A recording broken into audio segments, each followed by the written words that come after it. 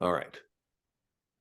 Hi, everyone. Welcome to episode 108 of the Lift Free and Diet Hard podcast. Forgive my voice, but a little under the weather coming back from the Olympia. But I'm your host, Andrew Coates, and I am bringing on a first-time guest, my friend, Gilbert, who I met this past February at Raise the Bar in Orlando, where she was one of the speakers. And Allie's actually making some waves in the industry. She's been growing in prominence and brand and speaking at a lot of events. And it's the classic example of the appearance of a quick rise preceded by years of hard work and experience.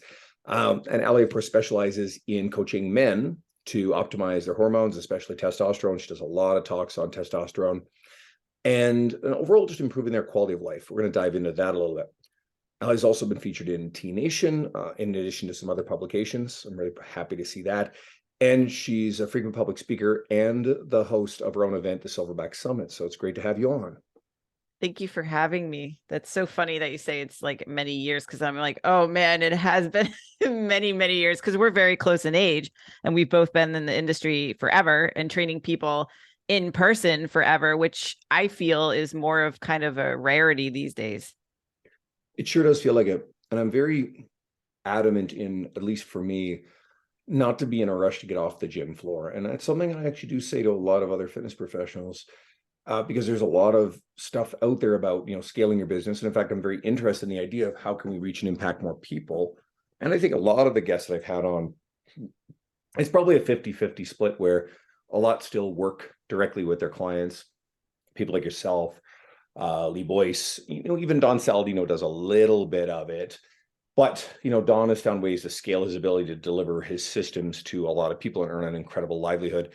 I recently had Joel Jameson on, and Joel doesn't really do much one-on-one coaching anymore, maybe a couple of his high-level athletes, but he's building businesses and systems like Morpheus and Precision Metabolics, which we talked about, which are going to create a much broader impact on people. So I'm really interested in that side of stuff too. And I know you're on a quest to grow brand and business. So I suppose let's start here, because this will be fun. It's not, we definitely see male coaches who specialize in training women. Okay. We see a lot of that. And I think a lot of it's fine, but some of it is skeezy as all hell. And I'm not going to get into that whole thing. But you coach men exclusively, which is sort of a rarity. We really don't see that very much. And even then, it's not all men. It's a certain, niche, I suppose. Did you seek this niche out? Were you always interested in it? Did it find you? And let's turn that into a bigger talk about, the classic advice to niche down, pros and cons. Yeah, I would say it found me by accident. And the short story is, anyone who graduates with an exercise science degree, we all want to train athletes. And then soon we realize, at least back then, there was not a ton of money in strength and conditioning, and it's quite the saturated market, and most athletes are broke. And the town I grew up in had a lot of wealth and a lot of golf clubs. And so I started personal training at a world gym back in the day. Then I basically had a ton of male clients because I started specializing in golf fitness, because I was like, oh, golf is a sport and people can afford to train. And I really do well with the type A Wall Street personality. So only dudes sought out doing golf fitness. None of the women really did. And you realize very quickly that guys don't go to the doctor ever, unless it's like a dire emergency or their dick's going to fall off or something like that. And they don't really know a lot about supplements, and they're taking like test boosters off the shelf and stuff like that. And I'm like, man, no one's really like diving onto this. And, they're haphazardly just taking whatever they buy at Vitamin Shop. And my old business coach, Tom Plummer, saw me starting to post about men's and women's hormones, because I got into hormones, and he was like, just start posting about the men. He's like, there's something there. I think we can run with this. So I just dove headfirst and specialized in it, learned everything I could about men's health and hormones, spoke at a medical conference, attended medical conferences, and this is back in like 2012. And so now here we are, where I have my own network of trusted medical professionals and practitioners that I share clients with. And I continue to educate guys and kind of diffuse the awkwardness surrounding their boner talk, and make it a safe place for them to understand that, hey, if you have issues and you're in your 20s or 30s with testosterone or erection, that's actually pretty common. I wouldn't say it's something that we want to label as normal, but it's actually pretty common and it's okay to talk about. So I think guys feel safe talking to me about it. And at least I think I'm funny. I spin it in a way with my own personality that makes it less awkward for them. So when they do talk to me or slide in the DMs, they kind of know what they're getting into and they know that they can talk about it freely. So that's how I ended up here from strength and conditioning at Springfield College. It's a very organic process, and I like that because I think there are a lot of examples of people. The ultimate example is Cressy Sports Performance, Eric, Pete, and Yep. Tony Belcourt, and how, yeah, they came from a strength conditioning background and started their gym. And Eric, obviously, and Tony came to great prominence through writing for T Nation and other publications. But it was something that sort of morphed where they kept working with young baseball players and pitchers, and they had a lot of success with, especially with well, both Tony, but certainly Eric's expertise in shoulder mechanics. And then I guess their niche really did find them, and of course they grew from there, and they're known as kind of the experts. And I'm pretty sure, yeah, I think Justin Verlander, who just won a Cy Young Award coming off of a Tommy John surgery, is one of their clients. And I know they work with Max Scherzer, they work with Corey Kluber in the past. So it's at least 3 Cy Young Award winners that have come through their system, not to mention all the other pitchers that do well. So I'm of the mindset, we'll see if you agree, that in-person personal trainers, I don't think need to be in a rushed niche at all. If something finds you, you're passionate about it, great. But I think sometimes when people try to own space that no one else has, I mean, in your case, sometimes it's just no one, maybe there's not a lot of expertise in that space, or no one knows how to go into it. But I've also seen examples where people try to own space that there's a reason no one wants it, because it's not good space to actually be in. There was a young man that I remember, I don't want to call anybody out, but he tried to grab onto the space that, in order to optimally grow muscle, you just need to slow your reps down. You have to slow the tempo down. And this is how he branded around. I'm like, first of all, it's not even evidence-based. And I got to be very careful how I say this, but there would have been a little more credibility if he wasn't a fairly small person himself. So like, it's really hard to brand around something that doesn't work about muscle growth when you yourself have not demonstrated the ability to build a whole bunch of muscle. So again, there's nuance to that, but I think niching, I think it's overrated. I think as an online coach, it can be valuable, but I just have this very strong aversion. A lot of people listening will be like, oh, I have the elevator pitch in my bio. Listen, that's fine. I personally don't like it, and I don't do the elevator pitch thing. And I like to say, it's like, well, I help, 41 to 42-year-old single, divorced lawyer moms with 2.2 children, to get, like, it's, come on, guys, the shit's getting ridiculously specific. And I personally don't really have an interest in going super niche. So any advice because it's mostly coaches listening, but any advice for them? Yeah, it's funny you say that, because I think I was told that by Avery Fagenbaum. I don't know if you remember Avery from like way back in the NSCA days. When I was 19 years old, I was doing an internship, and he was like, the best advice I can give you for when you get older is to find your niche, because his was training kids and doing plyometrics for kids and stuff like that. So I was like, okay, like I'm 19. You don't really know until, I believe, you work somewhere in a commercial gym. Like, that is the advice I would give when I would hire trainers working in a gym. Go to a commercial gym before you think about going somewhere maybe private or even online. Get in front of as many different personalities, orthopedic hot messes, like as many people as you can, so that you have the capability to understand how to navigate dealing with all those different personalities and issues and stuff like that. That's how you learn what you enjoy working with and what you naturally are good at. I learned very quickly, I am not good at doing like the small talk, social training type of thing, which was typically a lot of the housewives that came to the gym. I could not relate. I'm more of like a tomboy, in nature. I like cars. I like sports. I played soccer at Springfield. Like, that wasn't my personality. So I didn't want to talk. I didn't want to socialize. I was just like, come on, let's get to work. And obviously that attracted more of the type A, let's get to work dude. So then naturally, if you do that, you're training guys who are into golf and then the business dudes. And that's how that kind of morphed with the golf fitness and the men's health. So I think if you try to label yourself as X trainer too early, you might find yourself somewhere where you don't like. And then all of a sudden you switch, and that could be perceived a little bit weird. You know what I mean? Because people will be like, oh, you were this, and now you're this. Like all of a sudden you're postpartum women, and now you're, children's hormones, like something really specific, like you said. No, that makes a lot of sense. Niche hopping, that would be weird. I think, and it's not the same thing. I think careers can evolve. This also sort of comes out of the Cressy ethos, where if you're a great specialist in something, most people also assume you're a great generalist too. I mean, at the end of the day, you could pick a general trainer or, Eric Cressy or one of their, coaches who specialize with athletes to train your mom or your dad.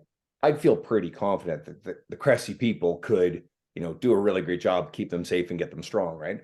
And I think of our friend Don Saladino. Don, gym owner, and someone who's definitely immersed in the golf training world for a long time, but also started training very, very famous people, starting with Hugh Jackman, and he's very well known for training Blake Lively and Ryan Reynolds, amongst many others. So I think you can wear multiple hats, and Don certainly is seen as a celebrity trainer, but he's also got the credibility as a gym owner. But now he has his online, his app, and all these other sort of things and brand partnerships. I mean, Don is also sort of exceptional in terms of how he's done. And I think I do some stuff that maybe I wouldn't advise other trainers to do. I have a podcast geared towards conversations to support other coaches, but that really the listenership is other trainers, and I don't market anything to other trainers, certainly not at this point. My public speaking stuff tends to be career development stuff. Again, I'm not a business mentor, and I have no aspirations of being in that space. The writing for T Nation is very much like, bros, strength, bodybuilding stuff. Muscle fitness stuff and men's health stuff is a little bit more general population. Social media is probably a little bit more broadly general. And in fact, my social media following is about 61% women, which is just something that sort of evolved. So then I started an online women's group strength program with my partner, a former client named Bailey, and we do a podcast surrounding it. And that's a women's online program. So it's like toes in so many different things, and they all seem to work. And I think you can have credibility, but I think it can also, I wouldn't necessarily advise most other coaches to probably do it that way, because your talks, your event, your everything is really very geared towards your niche. Totally. It's so funny because I mean, Don and I met each other through golf fitness back in like 2009 or something. So we met each other through the Titleist Performance Institute, and I lived right outside New York City. So I would constantly go down to Drive, his old gym, and we trained together, and we have a very brother-sister relationship. Like Don married Charlie and I met Charlie because he worked out of Don's gym. So we all kind of grew up together. So I've seen him like transition. And so he and I both started in golf, and then we kind of, branched out from that. But if we got a golfer like tomorrow, yeah, we could absolutely handle that. And the funny thing was, like, when I was training people in person, and literally it was half and half in 2019, like full on. All right, I had people in person in the morning, and a lot of my online stuff was in the afternoon. My in-person people were all golf fitness. Most of them didn't even know what I did online. They didn't understand that I they're like, you do what? Like, you're a doctor? No, like what? And I'm just like, I talk to guys about like their boners. Okay, cool. Like they had no clue what online coaching was. They thought like I do Zoom live training with people. And honestly, there's a lot of people that still don't understand what online coaching really is. And that's a whole nother topic. But totally can still wear hats. I still have people that contact me for golf fitness very randomly. But still they seek that out. I do have women that ask like, hey, I know you could train guys, but would you train me? And it's select women, but I still work with women. I'm not going to say like, no, go away. Like, you know what I mean? So I think you can still niche and say that you work with certain people, but also You can also say who you don't work with, because maybe you're at the point where you can pick and choose. But I would say when you're younger, I wouldn't give yourself that liberty right away. I would still say train as many people, work with as many people as possible. Until then, you could definitively say, you know what, I only want to work with this population. Maybe you collaborate with somebody who is better with you at other stuff. I've gotten a lot better at saying, you know what, I'm not going to work with like somebody I have no idea about, like a pregnant woman or a postpartum woman. I took that on when I was younger, and I'm like, yeah, I'll do research, but I'm like, man, I really don't want to research this shit. Like, we're with the men's health stuff, like it just really fascinates me, and just the whole social stigma and all that regarding TRT and everything. I just love diving into that because there's a lot of evolving research, because it is a relatively new concept. Well, that was the thing I want to talk about next, was a perfect bridge to it. Like I knew. Yeah, exactly. Let's talk about it. What are the issues in our society surrounding this whole thing? Implications of declining testosterone levels. What are men dealing with? What can they do? And what should coaches be doing? What should they be asking? What should they be talking about with their clients? Fire it away. So with men, the difference with coaches, right? So say you're my client. You probably are not going to bring up the fact that you might be dealing with some erection issues, or that you've been feeling off or just not yourself. Guys just don't talk about that stuff. Women tend to more in a social climate. That's why women are more social creatures, I think, by nature. Like, oh my gosh, like, I think I'm in early menopause or premenopausal, or I have hot flashes. Like, they're more likely to talk about that, especially surrounding their menstrual cycle, stuff like that. Guys go in the locker room and it's like, I'm going to avoid the guy blow drying his balls. Yeah. You don't talk about like, what's happening in your bedroom, or what is not happening, stuff like that. So with guys, that conversation has to be more provoked. And I would say the coach can talk about maybe made up clients who have been dealing with stuff like that, or stories that have happened with clients. If you sense somebody's off, or maybe, they don't feel like themselves, like, hey, what's going on? You're right. Things at home. Okay. Oh, one of my clients, was feeling the same way you are in the gym, and he's actually been experiencing some major low motivation and a lot of brain fog lately. He's only 36. Like, he got his testosterone checked. It's really low. He's having, some erection issues, stuff like that. That will usually bring guys out to talk about it if they're comfortable with it. And obviously it depends on the relationship you have with your client. But with guys, it's more of a pride thing. And for them to consider that they might need hormone replacement, it's almost like they're defeated. Women go on hormone replacement and no one bats an eye. But a guy goes on testosterone replacement and all of a sudden he's cheating or doing something wrong or succumbing to something that he didn't really want to do, and stuff like that. So there's so much more stigma associated with it. Guys don't want to tell people that they're on it. They don't want to talk about it. And it's almost like, I don't want to admit that I need TRT. So that's kind of the difference between men and women. And so when you have this discussion, it's going to be something that usually has to be brought up. I would say it's gotten a lot better, because men will hear about, hey, does that test booster work, or does that really work? Stuff like that. And then you talk to them, because then you kind of know why they're asking. So they may have symptoms of low T. They just don't know if they qualify. And then they may want to know what they can do about it too. There's a few things in there specifically. Like, for example, you mentioned low T. You can be low normal, and that some doctors will be like, nope, you're within normal range, but still feel like garbage. So do you want to talk about what it means to be within the normal range, and what are the differences between someone who's high normal versus low normal, and what doesn't matter? So the range of testosterone for total testosterone is measured in the US in nanograms per deciliter. And that range is an average of everybody in America. And it's men who are sick, men who are overweight, men of pretty much any age, however they look. So basically you're being lumped in with everybody else, no matter what their body comp and stuff like that. The range used to start around 350 and go up to 1100. Since about 2017 is when LabCorp at least changed their range for the first time. They lowered the standard mean to 250 to around 900. And various labs, like there's Quest, there's LabCorp, which are the main ones. There's one called BioReference. The lowest that I've seen it start at was BioReference, which is like in the 180s, going up to like 860. Our grandfathers were lowish around 800 something. So that should say something about the fact that when you're at the top end of the range, that's considered completely outlier. Like that's not what is really normal. A lot of guys are sub 300 nowadays, no matter what their age, 20s, 30s, stuff like that. But because they fall into this arbitrary range, they are told, oh, you're okay. Don't worry about it. Or somebody like yourself. Well, you look like you have high T. We don't need to check it. You're fit. You're too young.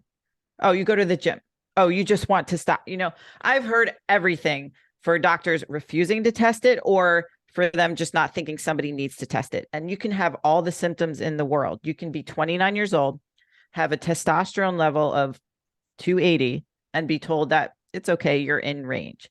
But this is based on mostly primary care, GP, and insurance-based blood work. If you go out of net, or not out of a network, but private, cash-based, concierge medicine, you can usually go on testosterone if you have symptoms. The problem is that the insurance companies want you to be under 300 twice in a row in order to, quote, qualify for TRT. And a lot of guys get told this and they're like, well, I don't qualify for TRT because I'm not below 300, even though they feel like shit. They have the worst symptoms. And then they get handed a SSRI. Well, you're depressed. So here you go. Because you're in range, your testosterone's fine. So you must just be depressed. So have a nice day. Take this. And it sucks because then it's the ultimate defeat, because some guys, it takes a lot for them to go even get lab work done. That can take a lot for a guy to go to the doctor and admit something is wrong and then get told, well, you're fine. So then that's a whole nother level of like, well, shit, I don't feel fine. I don't perform fine. And all these other things are wrong. What is a guy supposed to do? It takes a lot for him to get there. So to have to go back or to seek it out separately from insurance-based, which everyone should do, you know, it's tough. But that's what that range is based off. That makes a lot of sense. So I've seen your presentations. You know, you openly talk about how like average, and you alluded to it there, but average male testosterone levels have been in decline over the last couple of generations. And obviously the exposure to microplastics is one thing. I would assume that alcohol is probably involved in there somewhere. I'm not necessarily sure if alcohol consumption has increased, but what's going on in our society? What can people do? Like one of the things that I changed immediately was got rid of using, you know, plastic Tupperware and plastic water bottles after your talk. Yep. And are those things enough? Is there a whole bunch more we should do? Is that just sort of like banning plastic straws and like, you know, virtue signaling and when it really doesn't, and that people are going to interpret that as an ideological statement. We've got that going on here in Canada. It's like that's politics at play, and it's probably not addressing the real issue. And that's my it's funny because everyone asks me, well, what can I do at home? And I'll preface it with saying you can eliminate all plastics from your environment. You can literally just not leave your house, and it's almost impossible just to avoid any type of chemicals like in the air. But if you're still not addressing training and nutrition, that will always be number one. Always, always, always. So keep that in mind. I actually used to get on Don about this, and I brought it up in various talks because he started carrying around this big glass, like gallon water bottle. And I'm like, you're such a dork. And he's like, no, man, you don't understand. And this is I don't even know how many years ago. So I always say like, yeah, I used to get on Don for carrying that around. And we used to think that was like super tree hugging woo woo shit, but that's actually now reality. And I tell guys, if you're going to do anything, because it can be so overwhelming, and guys do really well with like structure and specific instructions, just eliminate all the plastic Tupperware from your pantry. You're not going to find all the tops. They're going to be lost anyway. Just get rid of it because you don't want to microwave that. Replace with glass. It lasts forever, pretty much. Or stainless steel. So I think a stainless steel bottle is pretty much everywhere. You used to not always find them. Then carry that around. Don't microwave in plastic. Don't let, hot water bottles in your car hang out there, because there's xenoestrogens, which are fake estrogens that are 1,000 times more powerful than regular estrogen, seeping into your food and all of that. Then change all your products that you use on your body on a daily basis for ones that don't have things like phthalates and parabens and all those toxic, scary words. So there's tons of products out there. One of my clients owns a company called Johnny Slicks. All of their men's grooming products are free of that stuff, and it smells amazing because you're putting that on your body every single day. So it's pretty easy to just change that stuff out.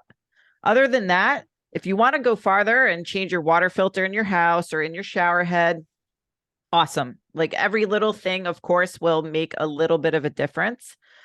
But again, training and nutrition are first. Is that because of the prevalence of female birth control hormones in the water supply? Yes. Yep. So when women use the restroom, then all that synthetic estrogen is being put into the water. And it's funny because I was listening to the talks from Swiss, because that was the same weekend as my event. I couldn't go. And Victoria Felker had said the biggest abusers or users of PEDs are women because of the birth control pills, which are synthetic hormones.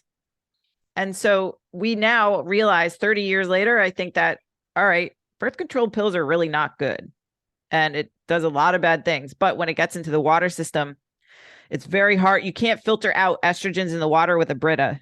It's just impossible. So you have to get special filters that are usually charcoal or carbon, stuff like that. But there are guys, like I have clients that have changed their entire house water filter system and the shower head to avoid that. Because I mean, some people shower daily, some monthly, whatever your jam is. I mean, I'm not going to judge. Sounds like we're like totally alluding to the liver king and a lot of these sort of things. And I'm definitely not going to go hard on that particular topic, because that's like everybody's been sort of like cliche on him. But yeah, he looks like apparently admittedly doesn't shower much. So that's neither here nor there. Well, honestly, like Ben Greenfield has done a lot of the stuff way before Liver King was a thing. So he's gone down the rabbit holes of like eliminating EMFs from the bedroom and stuff like that. Like you can go, listen, I'm not going to judge anybody, but when we're born, if you're born in a hospital, you're put on a plastic tube. Like it's almost impossible to avoid every exposure to chemicals, because it's in our air, it's in our car, it's in our carpets, it's in anything that you go near a store, it's paint fumes. It's just, again, if you want to stay home and avoid it, cool, that's your thing. But like, it's impossible if you actually want to be in society. So. No, makes a lot of sense. Yeah. Hopefully we didn't scare the crap out of everybody, but I mean, to bringing people onto this. And again, even our female listeners too will probably find this interesting if you deal with male clients. And there's even a little bit of stuff here. Anyone listening could go back to my previous episode. We only just touched on it, but Holly Baxter was just on, and Holly has been talking on her social media about, her low testosterone. And of course, women may have misconceptions about, testosterone for women, or in that the flip side, men and estrogen. And these things are actually really important as long as they're within, I guess, normal ranges, right? And there can be negative consequences for having too low or too high levels, for each gender.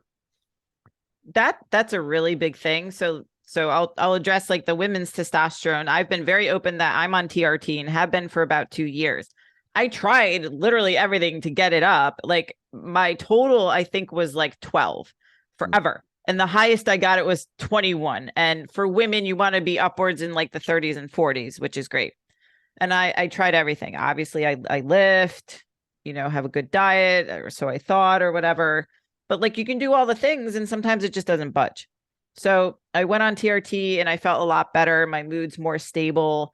And it's confusing because it's not necessarily like approved for women, really. Like it's hard to get. So it's funny that like, wait, women on testosterone, but yeah. And most women think like, oh, you're going to explode into muscles. And some guys think that regarding TRT, and it's not a panacea, and it doesn't turn you into the Hulk overnight. You actually do have to lift. I mean, God.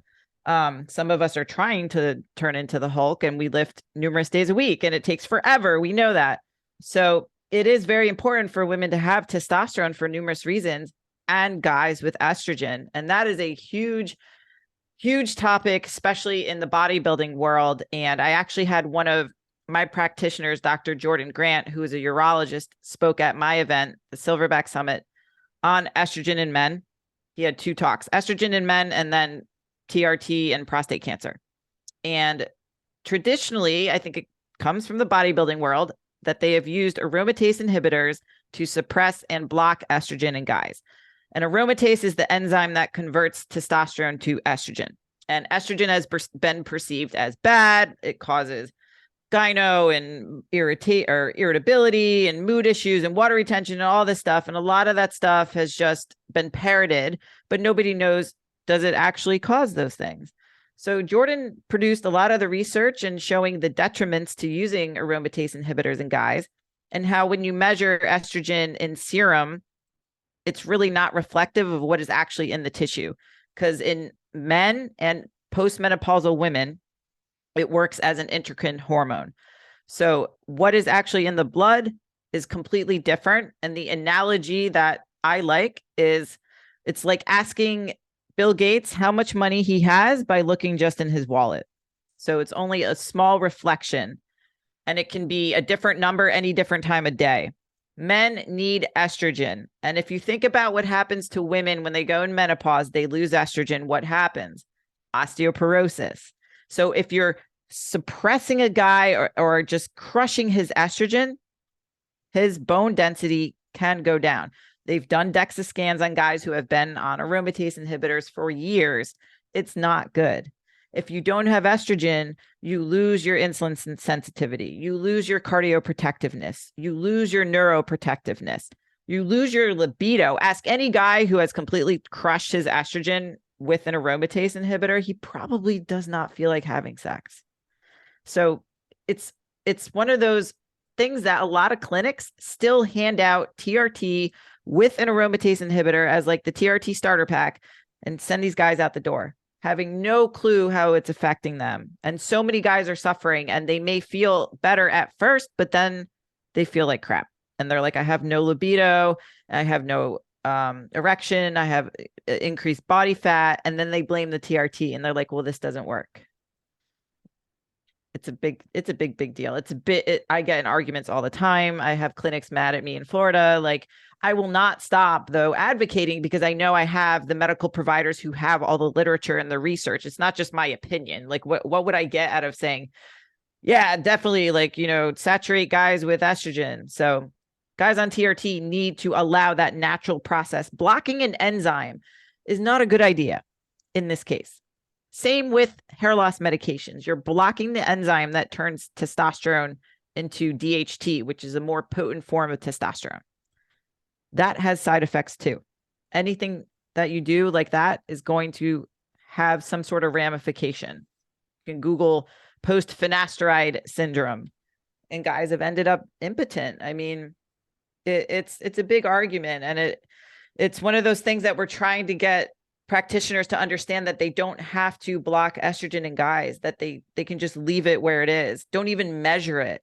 Because if you measure it, it gets flagged as high, which most labs will. If you're on TRT, you probably have a good aromatization process where estrogen will be over 30, which is the high end on most labs. And so then doctors freak out and they're like, oh my God, you have to suppress it. Why? Well, because it's bad. Why? Show me the studies. I get very passionate about this. Well, perfect. It's why I want you on here. That way, everybody listening now has access to you, and we'll throw them your social media after I got one more line of questioning. But I just want to make sure that people can go to you, they can follow what you're doing, and they can dive in and learn more, because honestly, this is something that we're not getting exposed to a lot of in the industry. And I think there are going to be people who are like, okay, but at least Ellie's there. Or there's going to be people like, oh my God, I have clients dealing with this stuff, I need to know more. And then they just decide, all right, that's it, down the rabbit hole we go. But a lot of the stuff runs concurrent to a lot of the conversations I like having about growing brand name in the industry. It's been a key goal for you. You hold that ambition. And I guess I want to get your thoughts on this sort of a duality where some people, a lot of our friends, I mean, again, we mentioned Don being an ultimate example, have really leaned into building an individual brand, social media following, which I think can really run concurrent, versus the people who prefer to work maybe in an environment where they don't necessarily want to be the person aggressively on social media. They kind of have it begrudgingly. They would rather work in someone else's business, just coach and do what they love, but not necessarily have to be the face of it to attract the clients. They're really happy with working for someone else who will do it. So, your thoughts on any of that, and why you're so passionate about growing within this space? I think because, running my first event, I realized, I guess going into it, I didn't know what to expect, because it was a hybrid of like medical and fitness. You don't know what to expect. And the feedback was so overwhelmingly positive. I was like, holy shit. And I enjoyed it. I love public speaking. Like, I knew in my 20s, when I started going to NSCA conferences when I was 22 years old, I was like, I want to be up there. That's what I want to do. I love teaching. I love educating. I love talking to other coaches, and when people respond to you on social, like, how it is when somebody messages you and they're like, thank you for everything you do. And you don't even really think you do that much. You just like say what's on your mind. But when people come to you with messages like that, or guys DM me and they're like, I had no idea that what I deal with, other guys deal with. They don't think it's common, especially younger guys, like in their 30s now, 30s and 20s. Even at the live events, like, coaches will come up to me privately and they're like, I have been dealing with premature ejaculation or erectile dysfunction for so long, and I thought something was wrong with me. And the fact that you talk about this openly and make it aware, or make people aware that this is a thing, like, just hearing that just makes me want to keep going and keep advocating for men, especially with this new or whatever social narrative trying to eradicate masculinity from earth. That really upsets me. So I really feel very strongly that a lot of guys don't know their role in society anymore, because women are way more independent and they're kind of feeling lost as, do I compliment somebody? Do I not? Do I act aggressively in a good way? Do I not? Stuff like that. That is what drives me.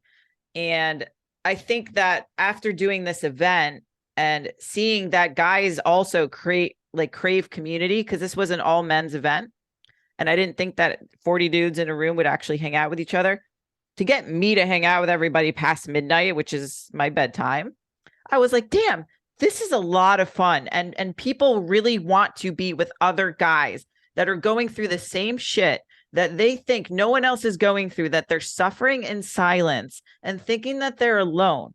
But now they have a community of other dudes who are going through this and that are openly talking about it. I was like, that is worth everything to me. That is worth absolutely going through the process of planning an event, which is like planning another wedding, and going through this and hosting this. And that's why I want to host another one so soon, because it was so well received, especially from the medical community, which was a surprise, because again, that whole blocking estrogen thing really pisses a lot of people off, but a lot of them were really keen on coming. And I had other doctors ask me, hey, can I speak at the next one? And, oh, are you doing another medical conference? And I'm like, well, it wasn't really just a medical conference, but I guess it could be, seen as stuff like that. So I know that's like a super long-winded answer, but it really is why I am so driven, because I see like there's a deficit in connecting the fitness and the medical community in a lot of aspects of men's and women's health. But with the men's health alone, if I can just help one guy and help anybody see that there is a better way to do stuff and you can feel better and you're not alone, then that means I've done my job. Well, you hit on something I really believe in. It's people have this attitude, oh, social media, that's a vanity metric. Followers are a vanity metric and all this sort of crap. And I'm like, that's sort of a sour grapes sentiment. And I usually find it comes from people who they've struggled with social media anyway. I mean, and then you get the people who, the buying fake followers and all this other sort of stuff. And I'm not even going to get into that stuff, because then you're just playing status games. But, fake followers are not going to be messaging you about testosterone and all these other sort of things. But we do need to lean into reaching more people. And social media is one of the touch points where people can most easily access you. And then they can dive into, things like your podcast, go to one of your events, see you go talk somewhere, uh, listen to podcast appearances like this.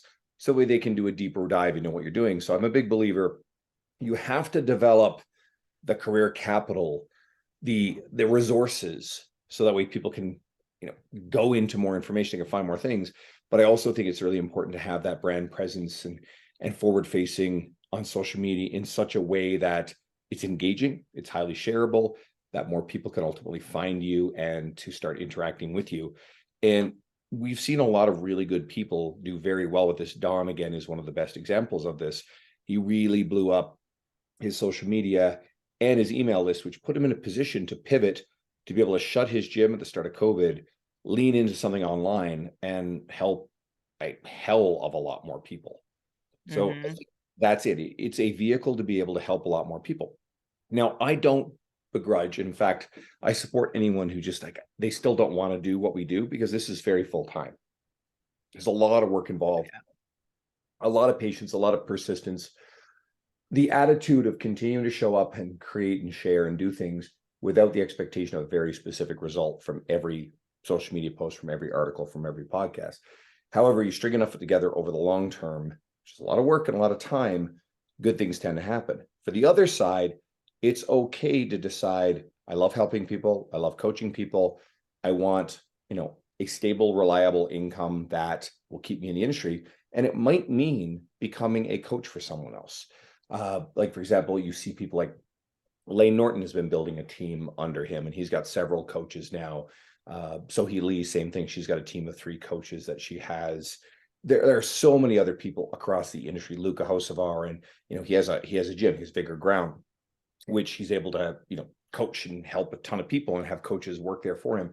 And this goes to most of the people that we know across the industry. They found ways to do this, grow their individual brand while actually creating a livelihood and supporting other people. So I think both routes are fine. I personally am more passionate about, all right, how much can we do on the brand growth side of things? How much can we, and encouraging other trainers to do the same, and how much can I do, because I find it fulfilling. I had some recent stuff. All this public speaking this year has been fulfilling. The publication stuff has been fulfilling, and it makes me go, yeah, I like this. And it's a little bit of a bonus I get to do on top of, punching a lot of hours trading clients in front of me, because hey, I enjoy the experience, but it can get, I don't want to say it gets monotonous. It can get a bit repetitive. It is really actually an awesome way to spend your time. But I like having the duality of my career where I work with the clients, but also I have these other pursuits that I find fulfilling.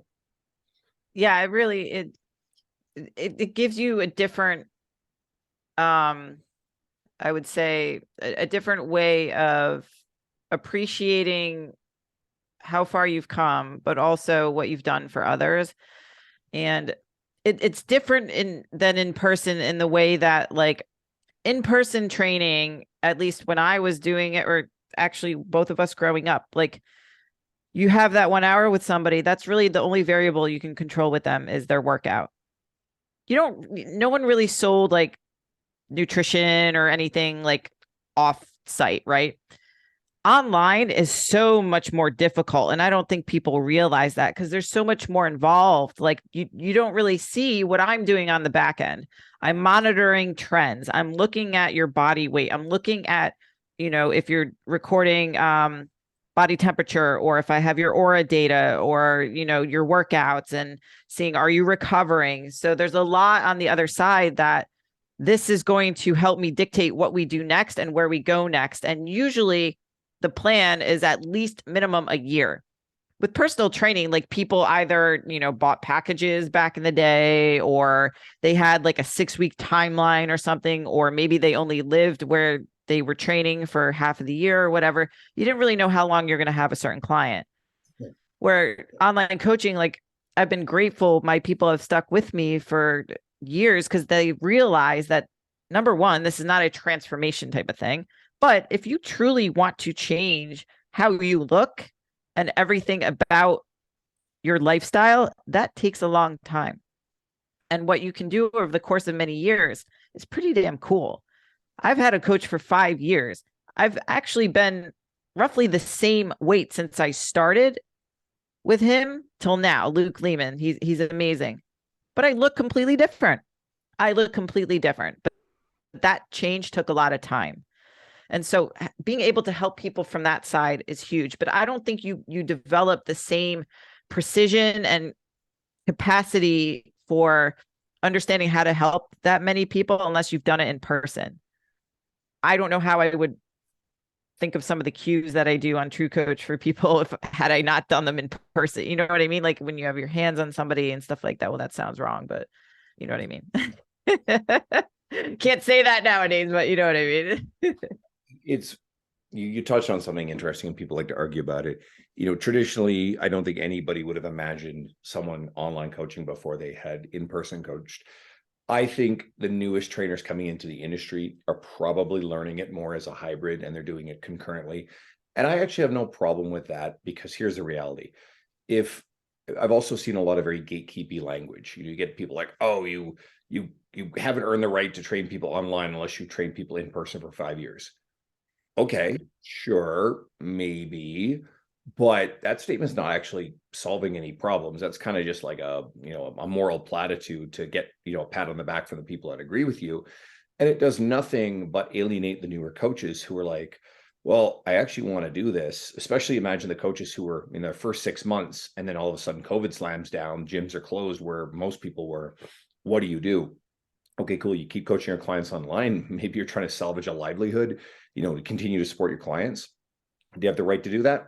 Yeah, you do. And they're going to tune out the people who are gatekeeping, and they're going to actually seek out the people who are like, here are some really great resources. So that way you're going to be the best online coach you can, to continue to learn, etc. And, I think, especially the position we're in now, we probably better choose the latter type of road in order to support those people, because then we're going to make sure that they're the best possible. And then those people don't tune out the skilled evidence-based people and instead turn around and learn online coaching from people who are fly-by-night grifter types, social media influencers who actually don't have any experience anyway, and charge them a lot of money to give them a bunch of stuff that isn't going to necessarily make them a good coach. So, Yeah. complicated topic, probably for another day. Let's tell people where they can find your social media. And you and I are both speaking at an event coming up soon. So do you want to share a little more about that? Yes. So if you guys want to find me, the Allie Gilbert on Instagram, that's pretty much where most of my content is. I'm on Facebook, but I don't post nearly all my stuff like I do on Instagram. And then if you would like to come to my event, which is going to be in the New York City area in June, that is silverbacksummit.com. And then our event that we're speaking at in March, the first week in March in Vegas, which I'm super pumped about, is the Real Coaches Summit. I think that's the website as well. And we'll both be there, and I'll be talking about boners and biceps as usual. Graham's event, and he's wonderful. And I know that Stan Efferding is in the lineup. Sam Miller, Jade Tata, who you're very close with. I love both of those guys. There's a whole bunch of other great coaches on there. Brad, the bodybuilder, sober bodybuilder. And Mike T. Nelson, which Mike I Nelson, who I love. freaking love Mike, and he's really good friends with my coach Luke. And Mike and I have never met in person, and we've known each other like forever. So as soon as he agreed to doing that, he like messaged me. He's like, "I'm gonna be in Vegas." And I was like, "Oh my god, yeah!" Like, and then then like it erupted into all these people that I had never met, like Stan. I'm so excited to meet Stan because we talk a lot about the same stuff with the hormone stuff. So it'll be a good crew. It's funny how small this industry is. I met Mike T. Nelson, back in 2017 at the Kansas City Fitness Summit, again in 2018. And then he is in Minneapolis. So I spoke at an event in Minneapolis this past May, and he came out just to hang out and see me and Brad Schoenfeld and Stu Phillips talk at that one. So that was cool to get that time with him. And he's coming to Raise the Bar where I'm talking in February. And then he'll be at, I'm going to see him 2 weekends in a row, basically. So love Mike. Mike's a great guy. He's been on before. So any Mike T. Nelson fans, I've had him on as a podcast guest. Allie, this has been really wonderful having you on. I appreciate it, guys. And girls, go check out what Allie's doing, because I think there's a unique reservoir of knowledge that I think a lot of us are lacking in. And I wanted you guys to know about Allie as a resource. So, and if you are someone who is, well, again, one of my longtime listeners, go follow Allie. If you're someone who's new and has found me through Allie's media, well, maybe take a scroll through recent podcasts. Don Saladino was a recent guest, and you'll probably find a lot of your favorite people in the industry. And hopefully you stick around and check out some more. Thank you, Allie. Appreciate it. Thank you for having me on.